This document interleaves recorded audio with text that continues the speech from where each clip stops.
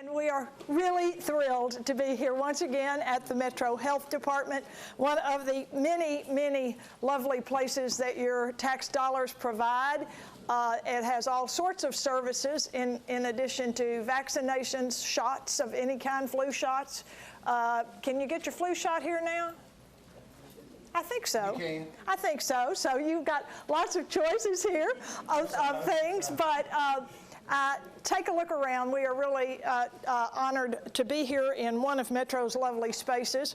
And I want to start, since we are waiting for the computer and the screens to communicate, with the questions I got last week.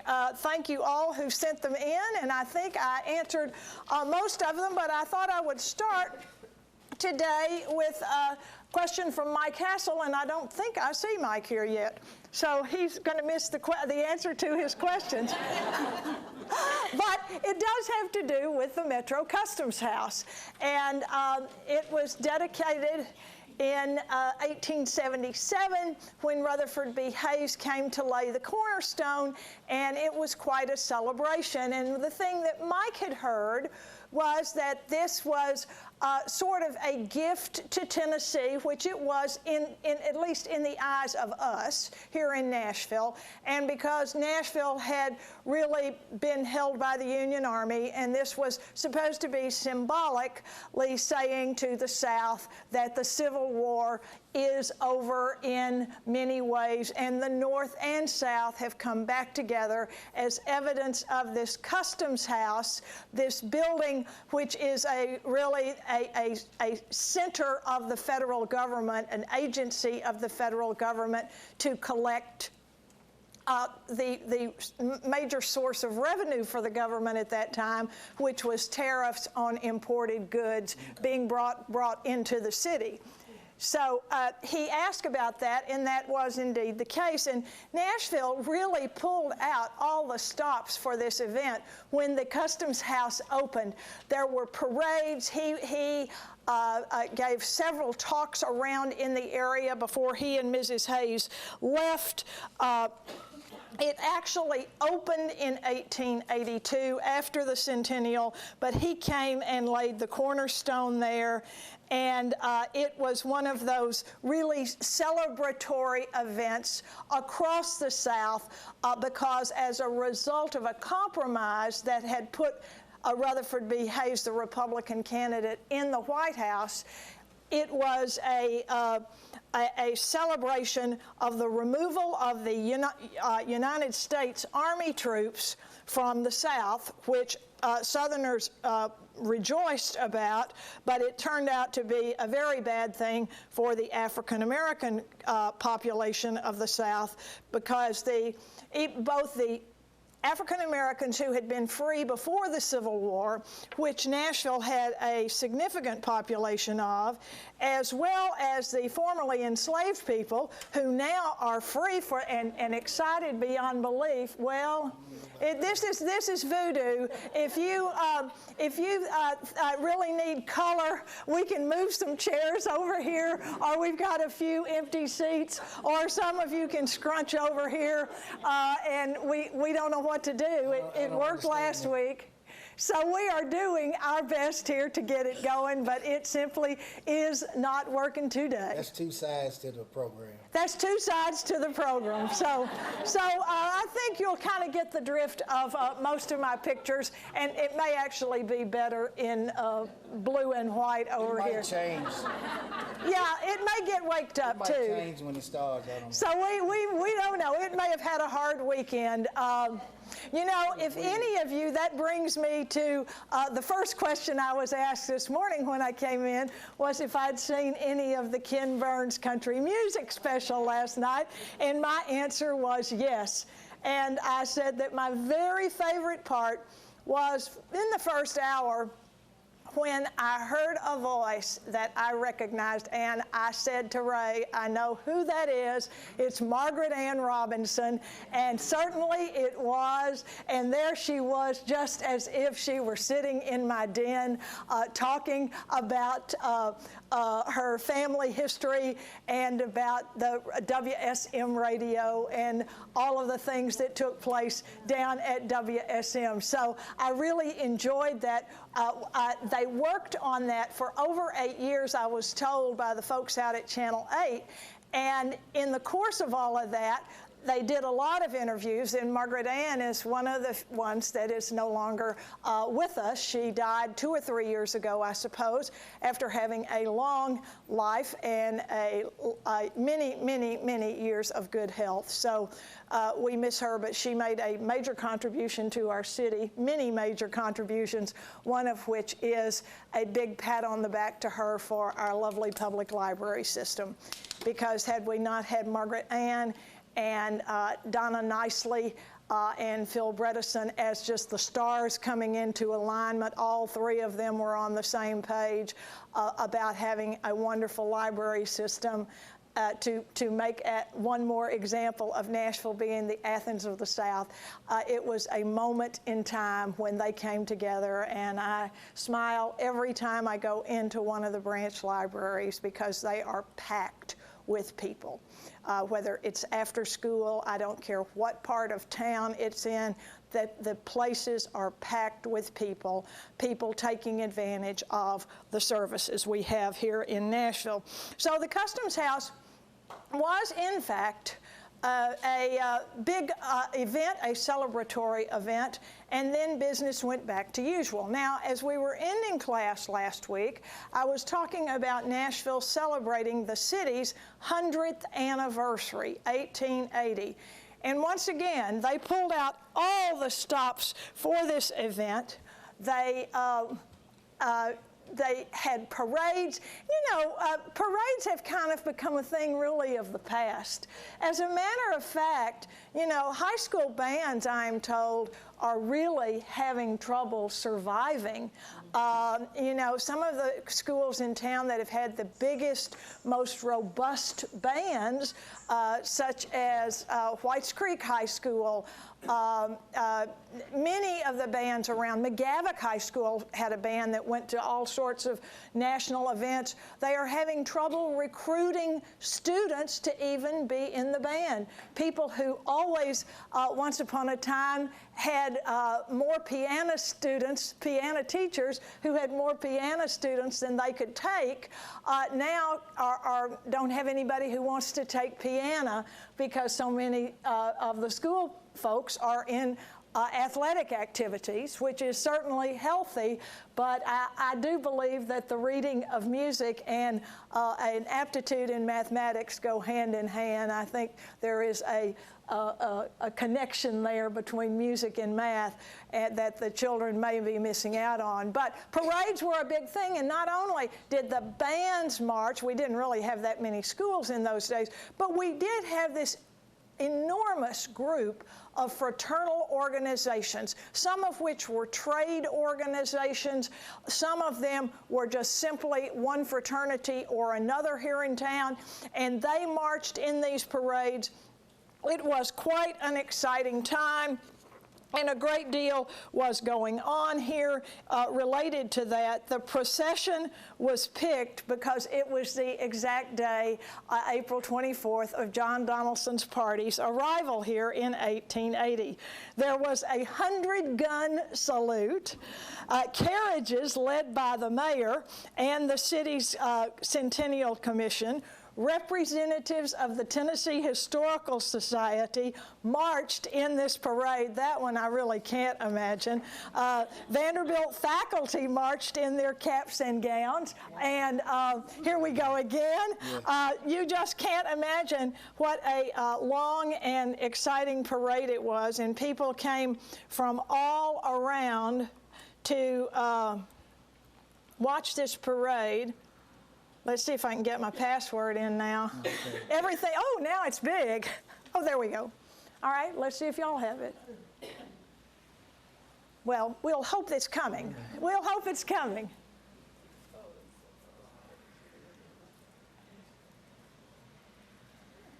All right, I think we may get something here in just a minute. Even though that's not on my computer screen, that may be coming up on yours. Go back in. I'm in. Oh, you sure? I am. I'm in. Can we have a lifeline? Do you want to send us a lifeline here for our technological challenges? So the city, I did want to tell you a little bit about Nashville in 1880 to set the stage for the turn of the century and moving into the progressive era. Nashville annexed Edgeville. It was the first of many annexes. Edgeville had been an independent city. Nashville was surrounded by all of these rural, really, really rural areas. I mean, there was farmland in these places. Goodlettsville, Madison, Donaldson, Antioch, Bellevue. There was a lot of agriculture going on in those places, but the city had begun to move out on the western side of town after they had the engineers had figured out a way to get the trolley cars and the street cars across the gulch. Once they solved that problem, then there was a lot of growth over there in the area of Vanderbilt. So that whole area is going to become developed here pretty quickly, and there's a Murphy Road Land Company that's going to do a fair amount of development. And so those houses, many of which are gone now, along West End Avenue, were really some of the most lovely houses in Nashville.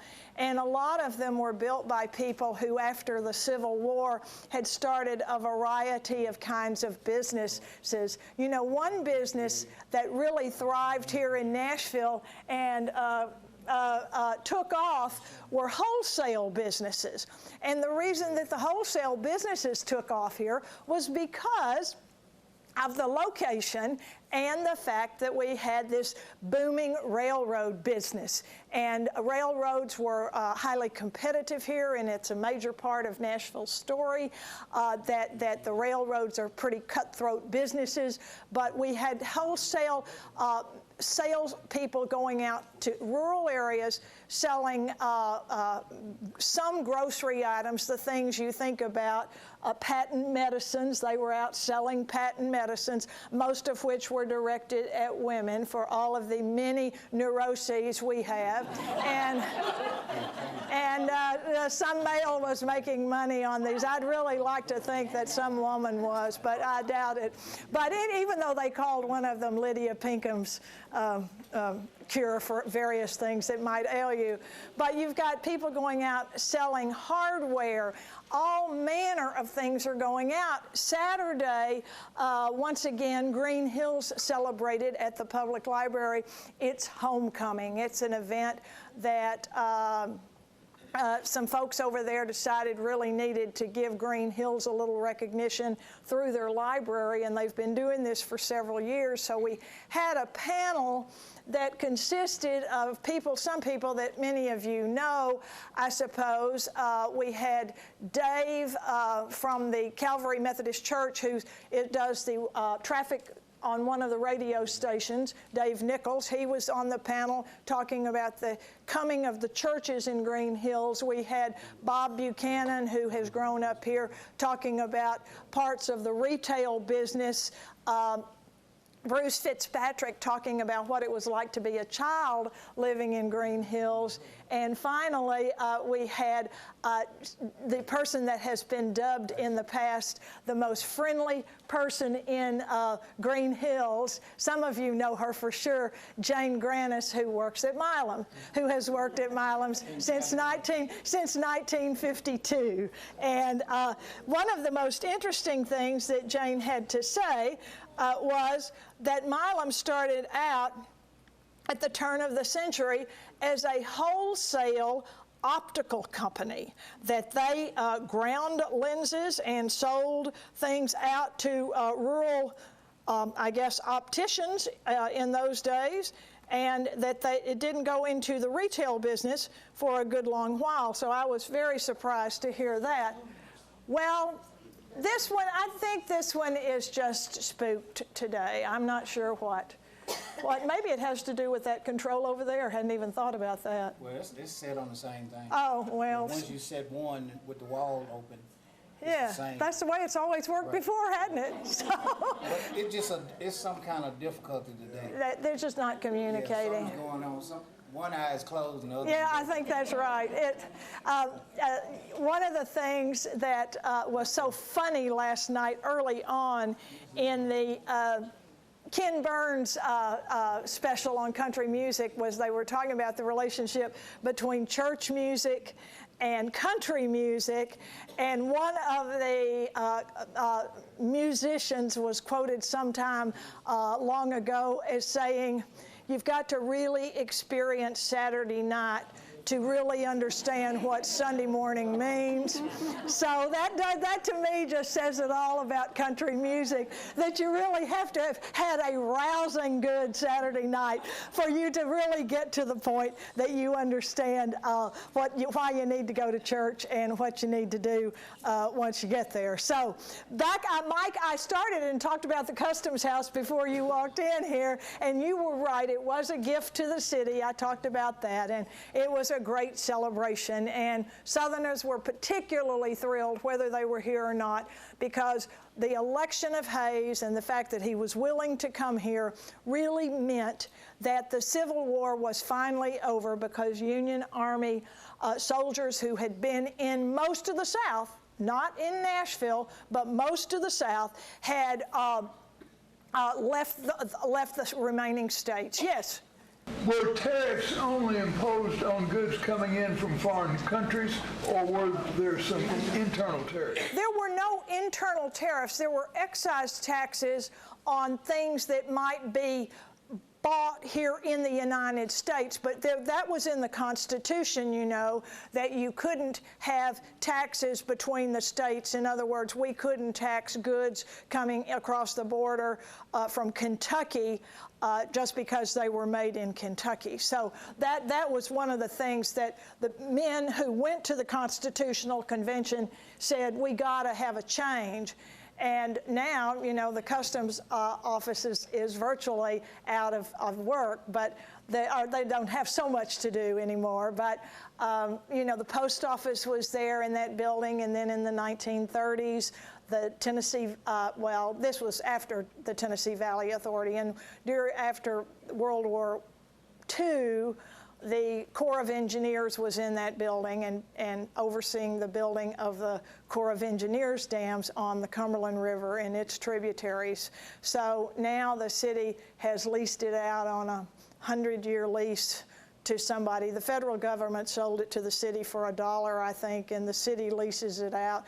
Parts of it are in really beautiful shape. The courtrooms, which nobody really sees upstairs, the federal courtrooms. Downstairs, it could use a little spiffing up, so to speak, but it's really quite a magnificent building, and it is one of the buildings that was really very lucky that we saved it, because, you know, in the 60s we were kind of in this tear it down mode. We didn't have a real sense of historic preservation the way we do now. Now, if a historic building's going to be torn down, it may still get torn down, but it's not going to get torn down without a pretty sizable fight. So we have made some progress in that area.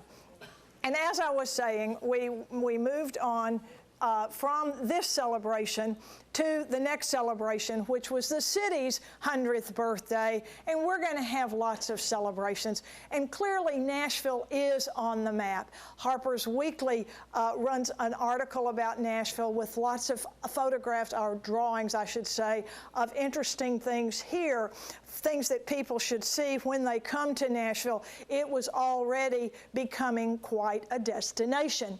Now, in addition to people coming in for a variety of social reasons and other reasons, another thing you see coming in is revivalists. And this is the day of the revivals as well, because you have these traveling evangelists, and probably one of the best known was Sam Jones, who came in and out in the 1880s. He was from Georgia. The churches in Nashville actually dismissed Sunday night services. Can you imagine every church in town had a Sunday night service just about? And they dismissed services and had what they called union revivals because the churches came together to host these. And this is a story that all of you know, so I don't want to spend too much time on it because I want to move on to something that maybe you don't know quite as well as this story. But one of the people who attended this, not really with any interest in what Sam Jones had to say, was none other than Steamboat Captain Tom Ryman. Tom Ryman had a very successful fleet of steamboats down on the Cumberland River. There was a fair amount of drinking and carousing going on, and he was very moved by what Sam Jones had to say that night, and he decided he was going to change his ways, that he was going to become a new person and a highly religious person. Now, let me tell you how influential Sam Jones was here in Nashville. The city powers that be, not necessarily the city council, but the influential people in Nashville attempted to convince Sam Jones to move his headquarters and move to Nashville.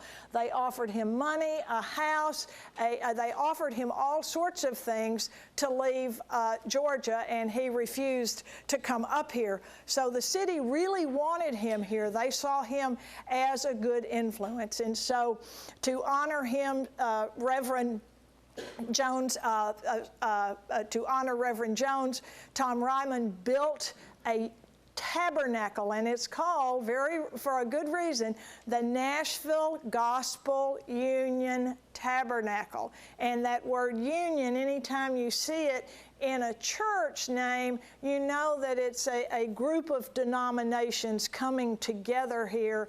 And tabernacle was the word that was used by the revivalists because they wanted to preach in a tent like the children of Israel often used in the Old Testament, and you see that connection there. So they called it a tabernacle. It was very movable. It was very portable, and of course this one wasn't movable at all, but it was called a tabernacle. You don't see many tent revivals anymore, I don't think. You also don't see many circuses in tents anymore. Now, the big story here in Nashville history, as we're going to shift from the 19th century to the 20th century, is the decline of the steamboats and the rise of the railroads. And as the railroads businesses get bigger, they also have a great deal of political influence, and this is a really important part of Nashville's story. There was a lot of competition here in Nashville. Nashville really wanted to grow, and it wanted to be an important city. They needed railroad connections, and one thing that the powers that be here really sort of chafed at, I suppose would be a word to use, was they felt that the L&N, even though it was Louisville and Nashville, it was controlled by people in Louisville, and it had just way too much power. So we've got a couple of kind of rags to riches stories here in this whole business of the railroads. Edmund Cole came to town from Murray County. It's one of those Horatio Alger stories. He came before the Civil War. It's sort of like the biography of Andrew Carnegie. He came to town. He went to night school. He learned how to be a bookkeeper, so he got a job working for one of the railroad lines here and as a bookkeeper. And soon he was the president of this line, the Nashville, Chattanooga, the Nashville, NC, and St. L. And it went to Charleston and to St. Louis. And he really enjoyed his business, but he was also very highly competitive. The railroads was a cutthroat business, and he felt that now St. Louis is getting too much business, and business is going to St. Louis and then to New York City. coming to Nashville rather than a direct route. So he decides that he is going to try to expand his line. One of the people who he does work with at a variety of different times is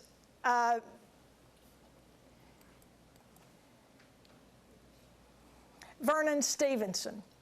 Vernon Stevenson had a similar story. He too had come to town. He was interested in the railroads, and he and Cole both thought that they could compete with the L&N. That was what they wanted to do. So Cole and Stevenson worked together for a fair period of time. And Cole is working on some negotiations to acquire another line. And Vernon Stevenson says he's going to Washington to a meeting, but instead he has a secret meeting, and this is his lawyer. His lawyer has a secret meeting with Vernon Stevenson, and they manage to get control of the majority of the stock, and they sell this stock from the NC and St. L to the L&N, and it was a stab in the back for Nashville. Nashvillians were irate. They were furious. Stevenson pretty much lived the rest of his life in New York City, but needless to say, people here were not just letting this go by silently. He was burned in effigy here on the streets of Nashville.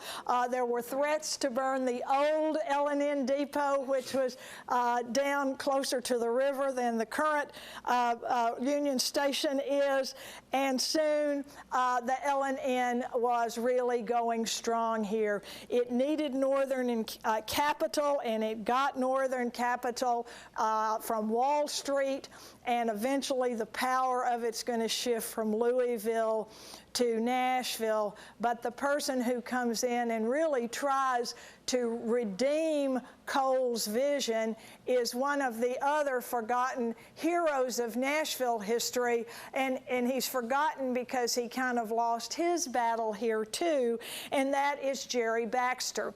Now, Vernon Stevenson died in let's see what year he died, 1884. He died in 1884, so he is now completely out of the picture here. And he has a very modest gravestone out at Mount Olivet. I've been in a lot of cemeteries. I've been in some of them with some of you. And this is out at Mount Olivet. It is pretty close to accurate reproduction of Napoleon's tomb out there. It is quite stunning, and on a day when there are no clouds in the sky, it's really quite a sight to see. Stevenson, Alabama is named for him as well. So this, I'm sure, for the Nashville people who went out there after this was put up, it was just really something that just disturbed them beyond belief. Now, Edmund Cole is buried out there too. His family has a more modest row of I guess I would say tasteful obelisks, and he is buried out there. If you go to the Divinity School at Vanderbilt in the spring to any of those lectures they put on, they're called the Cole Lectures, and this is the family that donated the money for the Cole Lectures. So here is Colonel Jerry Baxter, and a generation ago everybody in Nashville knew his story, and now nobody really knows who Jerry Baxter was. We may know that there's a middle school somewhere in Nashville, but that's about the only thing we know about Jerry Baxter. But he came in, and he was a very popular man. He was the son of a judge. He had a high school education at MBA. He went to Europe. He traveled. He worked for the Memphis and Charleston Railroad, and he decides to go up against the octopus with his own Nashville-based railroad, the Tennessee Central Railroad. You may not have been there, but if you go to the airport going from downtown around Trinity Lane to get over there to I-40, you'll pass a sign that says something to the effect of the Tennessee Central Railroad Museum. It's a very small little museum operated exclusively by train enthusiasts, shall we say. But they've got some interesting things in there, and they try to preserve the memory of Jerry Baxter. If you ever travel on I-440 right now, which you may or may not have the courage to do so, but it was designed to be in the bed of the old Tennessee Central Railroad. So you know that this venture did not succeed. Now, Jerry Baxter was much loved. He ran for governor. He didn't win. He raised some money for a railroad, but the panic of 1893, a big depression that hit the United States, put him almost in financial ruin. And so he had to, once again, after the panic sort of eases, he has to go back and once again try to raise all of this revenue for this.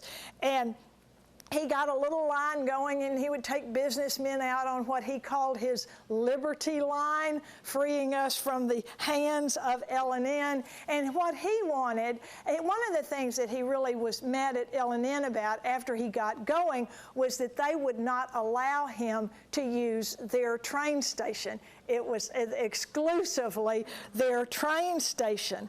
So he really, really wanted to compete with them, and L&N was just too big to compete with. The L&N Union Station was dedicated in 1900, and it was another one of these grand events, parades, speakers, all manner of people, railroad executives from all over the country coming in. And then the mayor of Nashville, who was James M. Head, got up to speak, and he really sort of set the tone. He announced that this massive, monumental facility, the Union Station we're talking about, and the L&N people are there to watch this be dedicated, was a severe disappointment to our city. He had originally supported it, but realized it had been manipulated by the city council, converting a public facility into what he called, I quote, his own, the L&N's own castle. The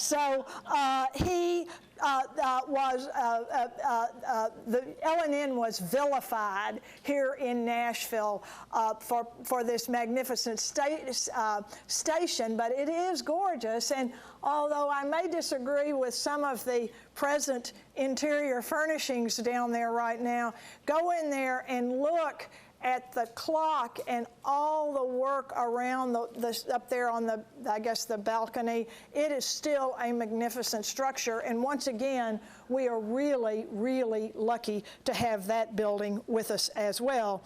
So Jerry Baxter tried to get the General Assembly to pass a bill to force L&N to open that station to all train lines, and they wouldn't do it, so he lost. He was defeated in that, and he died in 1904.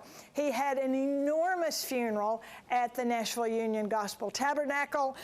It was a great fanfare with his funeral, and today, some of the people who really respected him had this monument of him, a full-size statue of him, which for a long time sat in the point there where Broadway and 21st come together, where Jim Reed and Beaman Pontiac and those things are right down there. You see how old I am? I call it Beaman Pontiac. Are there any Pontiacs still being made? I don't think so. But nonetheless, it sat there for a while, and it really made the L&N people really, really angry, and the L&N people were the ones behind, to some degree, the World's Fair that we hosted here in 1897, the Centennial Exposition. So it made Eugene Lewis, who was from the L&N, so angry he wanted to put up a statue somewhere to just a horse thief because he thought he disliked Jerry Baxter so much. But the statue of Jerry Baxter, as I understand it, and I have seen it before, but I haven't seen it lately, is over there. Is it still at the school, in front of the school? But his story has been completely forgotten in Nashville history. And someone sent me an email and asked for a book list. And we'll get a book list printed for you all and give you a reading list. But Don Doyle has two very fine books about Nashville history, Nashville in the New South and Nashville since the 20s. And he talks at length about the demise of the Tennessee Central Railroad and the death of Jerry Baxter. So it really is quite an interesting story. Now, as you know, we've got lots of things going on here in town, and there is the L&N station, there is one of the Tennessee Central Railroad cars, a bridge over the Caney Fork, an engineer's dream, the Caney Fork River, because it has so many forks, and you can build lots of bridges down there.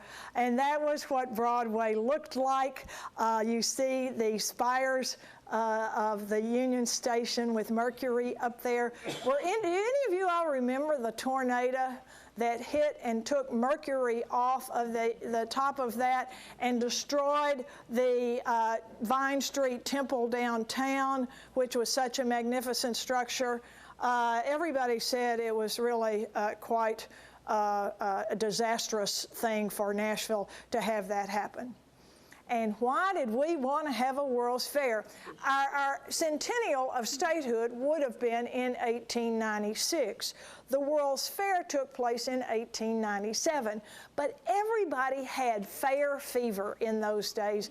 We had the Philadelphia Exposition in 1876.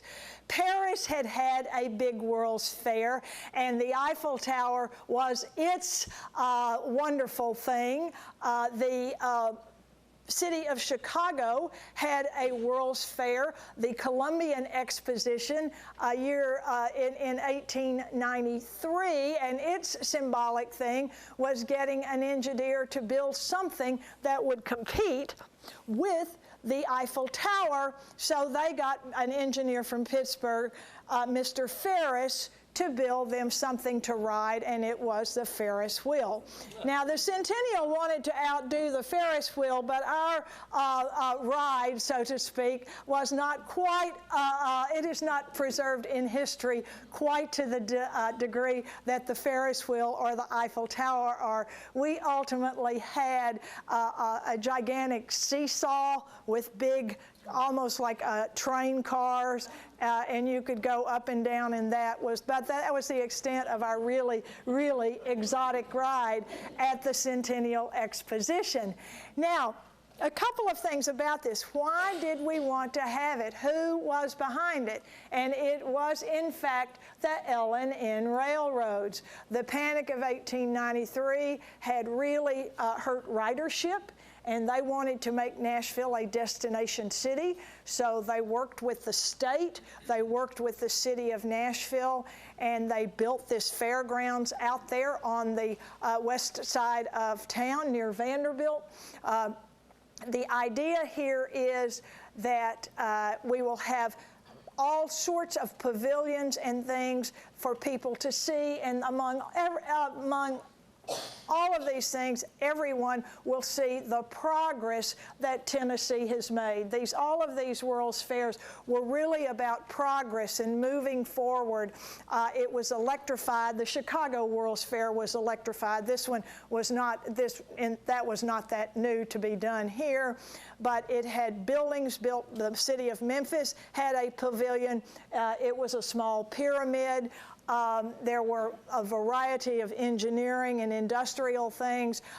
The women's pavilion was designed by a woman, Sarah Ward Connolly. There were all sorts of national conventions in Nashville. Keep in mind, this is the era of Jim Crow segregation.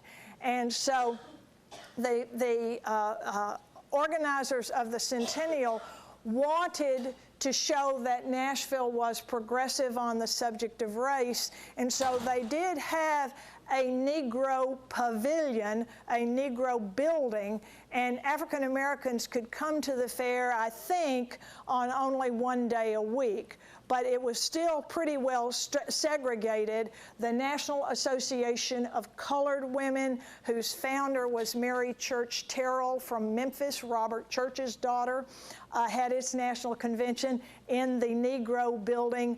We have a lot of different dignitaries coming to see the Centennial, and it must have been a grand sight to tour it, but the railroads were really very much in the middle of it. And it's still quite a beautiful place today. If you haven't been there in the past 2 or 3 years, Metro Parks has done a really excellent landscaping redesign over there, and there's a nice mile-long walking trail around there, but it's part of it's out in the sun, so either wear a hat and sleeves or wait till it gets a little bit cooler to go take the walk. But I love going over there because it is so beautiful, and you can go over there day or night and walk. When I came here to graduate school in 1971, one of the first things they told all the women in the graduate dorm at Peabody was, whatever you do, do not go into Centennial Park. And so today I think it's really very safe.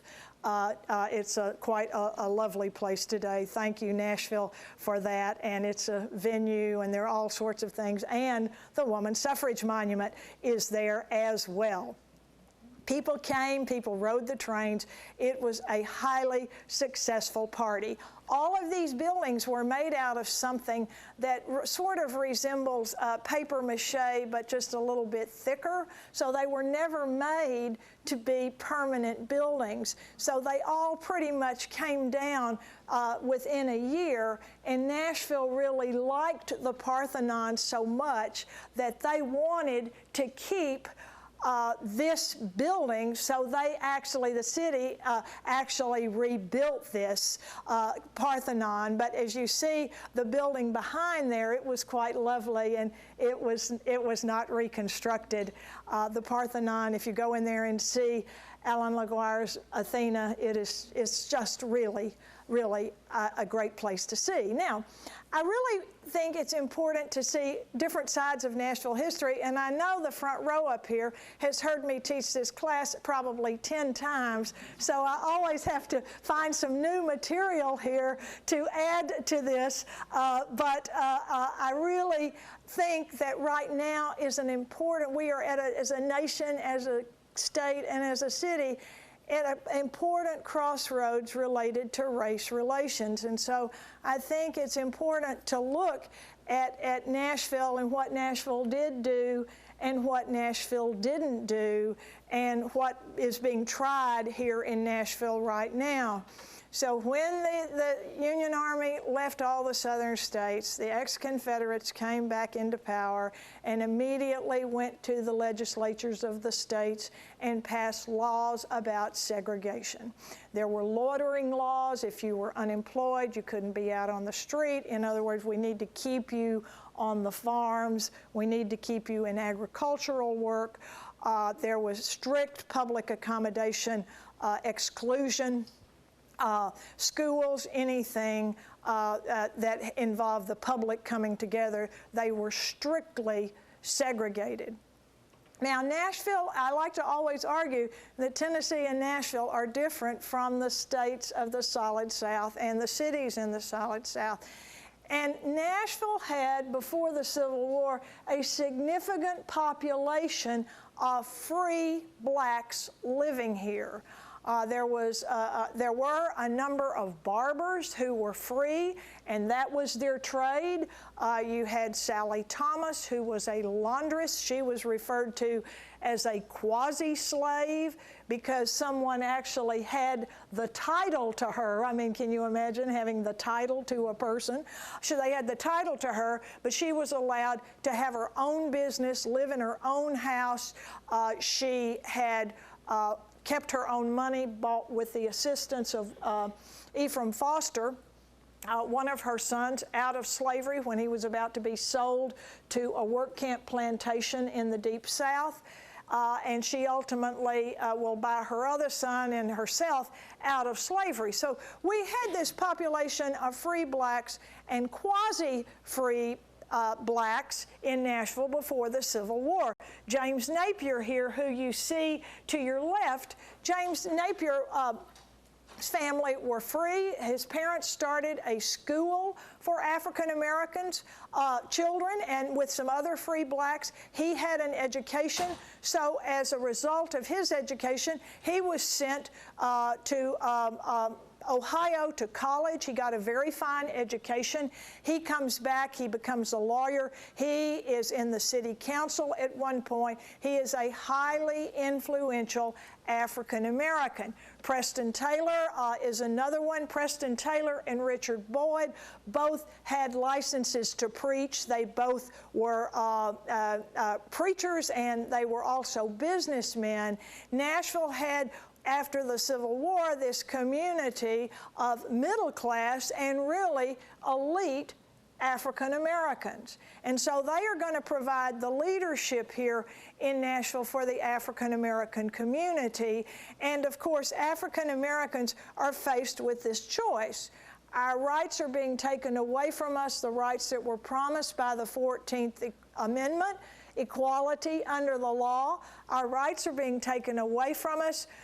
Do we accept this and do the best we can? As Booker T. Washington's philosophy suggested, cast down your buckets where you are and do with what you've got as well as you can, and ignore your political rights being taken away from you. Or you can resist. You can do what W.E.B. Du Bois from Great Barrington, Massachusetts, educated at Fisk, said: we've got to resist, we've got to protest all of these rights being taken away. Of course, the price of each one of those choices is high. And you've got to make a choice. All oppressed groups, whether it's the Cherokees on the Trail of Tears, lots of others, have to make those choices of accommodation or resistance. And these three men are going to be some of the city's leaders.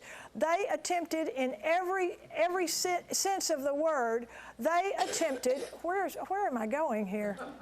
My fingers are going wild here. I don't know what the exact problem with my hands are today.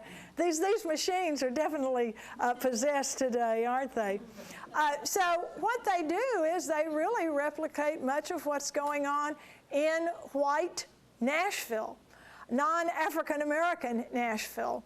An amusement park for African Americans is built, Greenwood Park. It was a source of great pride for the African American community. It had all sorts of entertainments. There were some sporting events out there, and it was above all, as it said, owned by colored people, operated by colored people, and for colored people. So it was a great source of pride. Now, one of the leading writers here, where was it? Yes, I see, I can read your lips. That's a rarity. It was out, where Trinity Lane crosses I-40 and you're going towards Elm Hill Pike. It was right there at Elm Hill Pike. And it's very near where the Greenwood Cemetery is. If you go out there to Mount Olivet, you've really got three cemeteries in that whole vicinity. You've got the used to be exclusively Protestant Mount Olivet, the Catholic Cemetery, Calvary, and then you did have Ararat, which was the first African-American cemetery, and next to it is Greenwood Cemetery. And you should drive back in there. There's some beautiful monuments back in Greenwood. Ararat, it's all grown up and you really can't drive in there at all, but Greenwood is in really excellent condition. Now, Sutton Griggs lived here in town, and he wrote a lot of books about race and the things that were going on about segregation. He wrote several novels. He also wrote some nonfiction books, and this is one of his novels which really shows the plight of African Americans, but his audience was really African Americans. And so, you know, one of the things he says is it often requires more courage to read some books than it does to fight a battle. And that was exactly where he kind of ended up. In the end, after he had achieved some notoriety as an established writer, he had too much to lose, so to speak, and so he will become what is known as a Bookerite, somebody that supported the race philosophy of Booker T. Washington, do the best you can. Now, Booker T. Washington was in and out of Nashville a lot, and the relationship between the Washingtons and the Napiers really needs to be studied even further because they really had a complex relationship. They were friends. They visited in each other's homes. Their wives were friends. And yet Napier, his experience really led him to be more bold than Washington was willing to be on the subject of race. And he really tried to persuade Washington to support some resistance, particularly to segregation in the public transportation lines. This was the most of all humiliations for African Americans. And it just seemed like Washington would be interested in taking a test case on, and then he would back out because he just couldn't afford to jeopardize his reputation by challenging the white establishment and taking one of these railroad lines to court, as Ida B. Wells in Memphis had done, taking a railroad line to court for forcing her to sit in a segregated car, even though she had bought a first-class train ticket. So Washington is very good friends with Napier, but they do not see eye to eye on this subject of race. Napier says to him, "I think that the time has come when we should take a bold stand in favor of law and order and insist on their rigid execution as applied to the Negro, whether in his favor or against him." And Washington wouldn't do anything to jeopardize his position. So to add to this kind of dilemma of the Nashville African Americans, the state legislature comes along and passes not just a kind of a blanket Jim Crow law. You know, we here in Nashville like to say that the legislature tends to pass a lot of laws against Nashville these days because they don't seem to like us very much down there, but I don't know why. But nonetheless, the legislature in 1905 passed a law to authorize all municipalities to completely segregate all passengers on streetcars. So first of all, your town had to be big enough to have a streetcar line, number one, and then you know who were the targets of this law. And so this was outrageous to the people in Nashville who in the streetcars had previously been able to ride as respectable people. And you know, you do read in some of the correspondence of these African Americans, the elite African Americans were financially well established, and they really felt it was just a slap in their dignity to be treated as a lower class person, all being lumped into this one category of being an African American. So as a result of this new law about streetcars, 14 folks here in Nashville came together.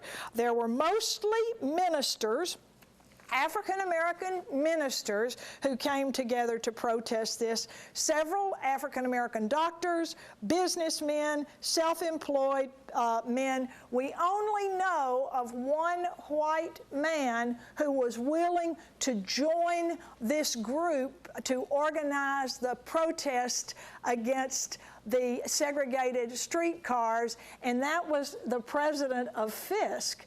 Fisk did not have an African-American president for many years, and he was the only one so bold as to say that we know of, that was to say, yes, we need to do what you're proposing, which is to boycott the city streetcars. Now, you think of Rosa Parks and her sitting on the bus in Montgomery as the first boycott, but they had a very effective boycott of the local streetcar lines here when this law was passed by the General Assembly. And so the leaders of the African American community just said, we cannot stand for this because we are accepting something that for us is morally wrong and is awful. So what they did first, they have to raise money. And raising capital is hard for African Americans, as you can well imagine. So they raised enough capital to buy a fleet of steam cars. Now, can you imagine a car that has a steam engine on it and moving? They bought 9 from the Mobile Manufacturing Company in New York, and they got them down here, and they just were impossible to drive on Nashville streets because the streets were so hard to drive on. And so they sold the steam cars and bought some electric cars, which worked a little bit better. But they only had about 3 lines, and the African Americans were very determined to boycott the city transportation line, which was privately owned. They were determined to boycott it, but if they don't have any kind of transportation, they have to get to their jobs, and so you can see the dilemma.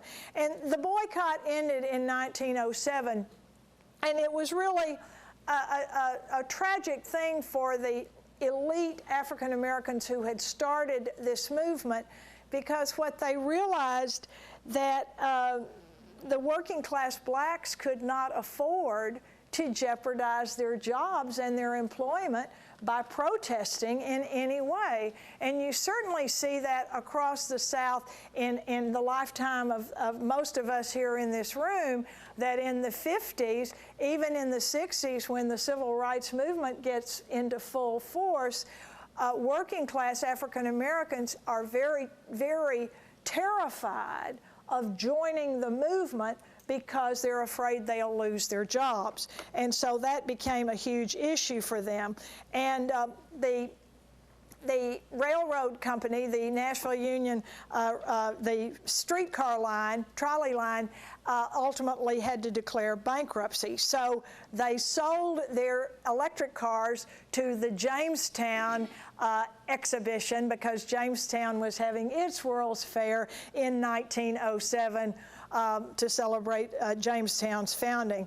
And the interesting thing about that was that African Americans from Nashville had exhibits in the Jamestown exhibition's Negro building, and one of the judges for some of the competitions in that building was none other than James Napier himself.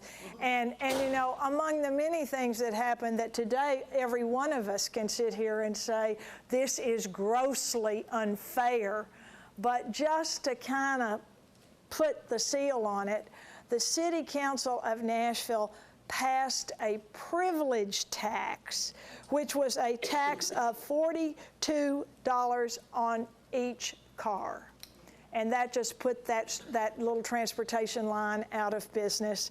And you know, no one protested. The city needs money. You know, that would have been the argument that was made. And you know, it's just like people just accept things. Well, that's just the way it is. That's just the way it is. So it was a great blow to the city, but these African Americans are going to keep trying. I've probably mentioned this before, but James Napier was a very politically active in the Republican Party. He will get an appointment by President Taft to be the United States Treasurer. His name will be on all printed currencies. Taft comes to town while he's running for office in 1908. William Howard Taft, spoke at Fisk, and Napier served in that position, the highest-ranking African-American in the federal government, but when Woodrow Wilson became president, Woodrow Wilson segregated all of the federal office buildings in Washington, D.C., and as a result of that, James Napier said, I refuse to work under these conditions. It's immoral, it's wrong, and he resigned. And so he came back to Nashville. He left Nashville as a result of that. Now, I mentioned earlier, and this is where I'm kind of getting a little off topic, but I think you probably will want to hear this, perhaps.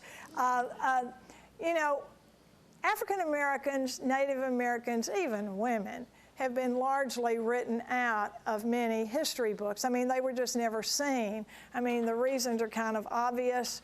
The men were writing the history, and they just didn't see what people unlike them were doing. And, you know, when Fisk got started, Fisk was, I think, the first college in the country to offer an African-American history class. It was started at Fisk. And so African Americans here the past 4 or 5 years with the mass, starting I really think with the mass shooting in Charleston at the church and continuing with a variety of kinds of violence, have really felt that race relations were not as good as we thought they were, that the country thought we were. And so as a result of this, what African Americans have been working towards is getting their story told. When a textbook for school students in Texas refers to slaves as coming as immigrants, implying that that's their own choice to come, you know, it's things of that nature. And African Americans, if you say the word reparation in any group practically, people get real nervous. It means money. But reparations don't have to be money. It is something symbolic to acknowledge what African Americans did, what they endured in terms of the rights that they were not allowed to enjoy because of the segregation of our country. And so as a result of that, the African American Museum of History and Culture has opened in Washington. It's a magnificent structure. African Americans here have been working hard to save what is left of the vibrant business community that African Americans had downtown until urban renewal built the municipal auditorium there, just a stone's throw from the Metro Courthouse. African Americans want the fact that lynching took place to be acknowledged. And our hands are not clean here in Nashville. There were lynchings here, and there is a group of people here, they've organized called We Remember Nashville, and they're trying to get records, they're trying to get as much information about the lynchings that took place here put together. And now this is really generated in part by the Lynching Museum in Montgomery.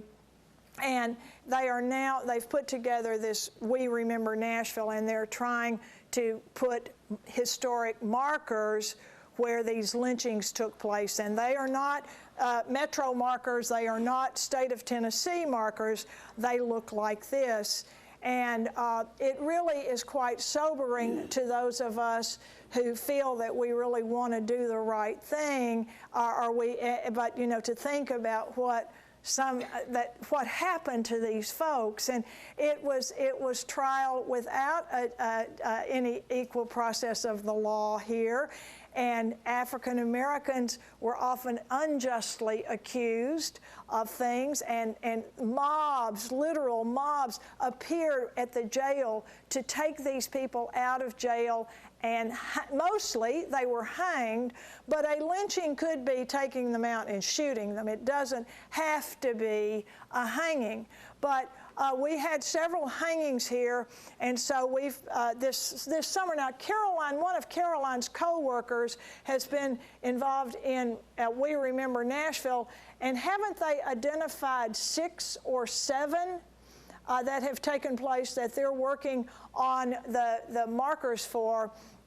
In the case of one of these lynchings, the brothers were they were put in the jail in Nashville, and a huge mob appeared. And, you know, it just takes one person to kind of get the crowd stirred up. And, you know, some of the newspaper estimates of some of these mobs go as high as 10,000 people. Now, I find it very difficult to believe that 10,000 people would be wanting to tear this man out of jail and take him out and take justice into their own hands. But this is documented in the Banner in Tennessee, and I will tell you, it will make every one of you sick to read the details of these stories, because the newspaper reporters spared no expense. They would leave the body, and in the case of some hangings, they left the body hanging. Yes?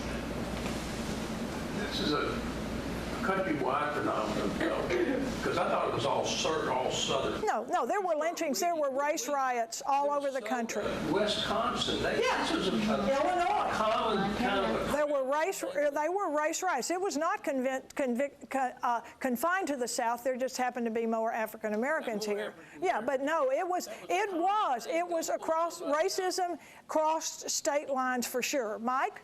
The recent biography of Grant by Chernow was Yeah. really good on this topic in terms of what he wanted to do Reconstruction. I wanted to ask you about political alignment, because you mentioned Napier was an active Republican. My understanding is that after the Emancipation Proclamation, most blacks were Republicans. Lincoln had been Republican, and it changed in the early 20th century. I know because of the flood in Mississippi what happened with the plantations and things, but I don't know what happened here. Well, that's a good point. And yes, African Americans overwhelmingly were Republicans, because it was the party of Lincoln, the emancipator. And so they were overwhelmingly, and those who could vote and participate in politics in the South. And Nashville always had African Americans who could vote. One of the barriers to voting in Nashville or anywhere in the South was you had to pay your poll tax.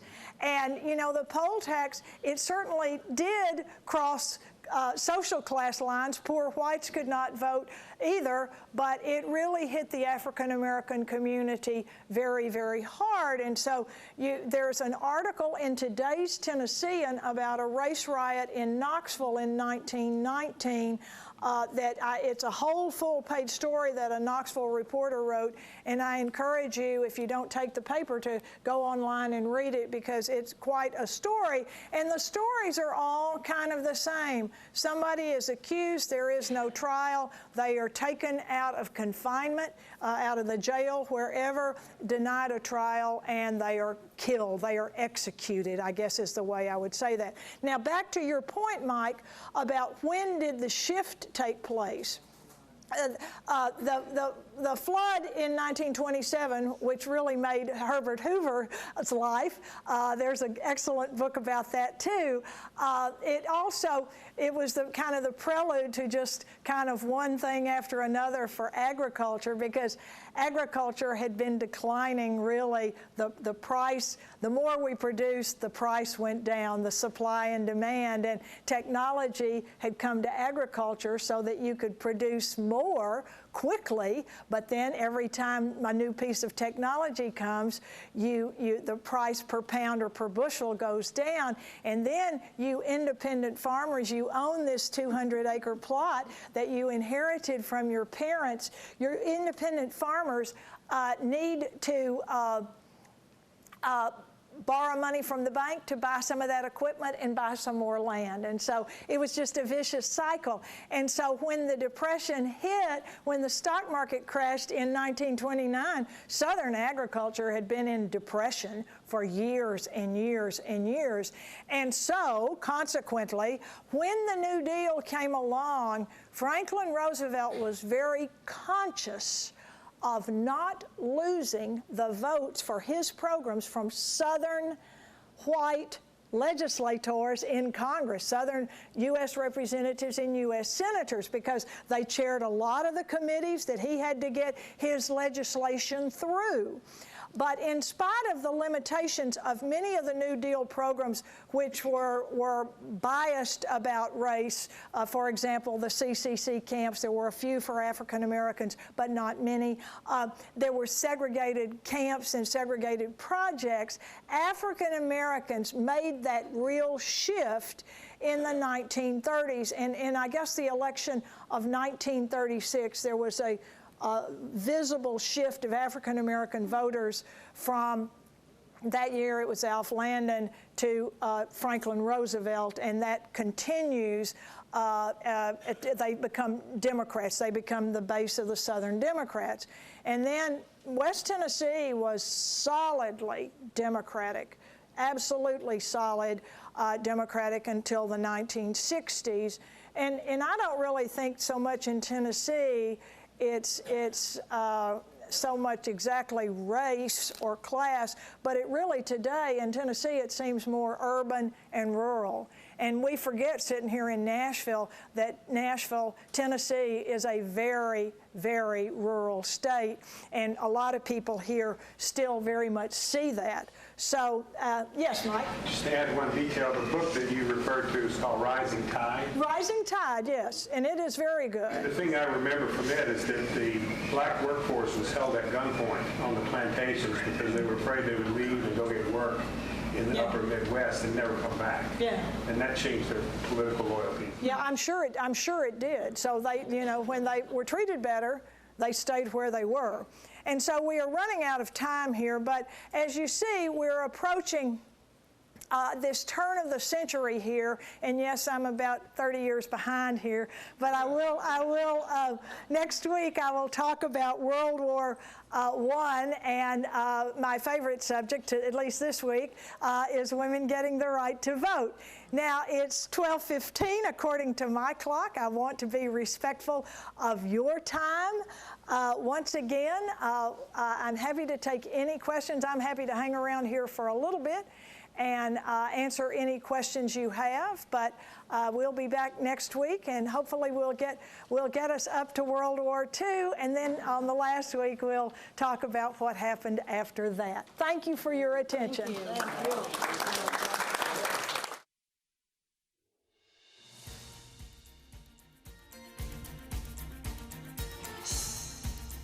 This has been a service of the Metro Nashville Network. If you would like to see this presentation again, or for more information about this and other programs, visit nashville.gov.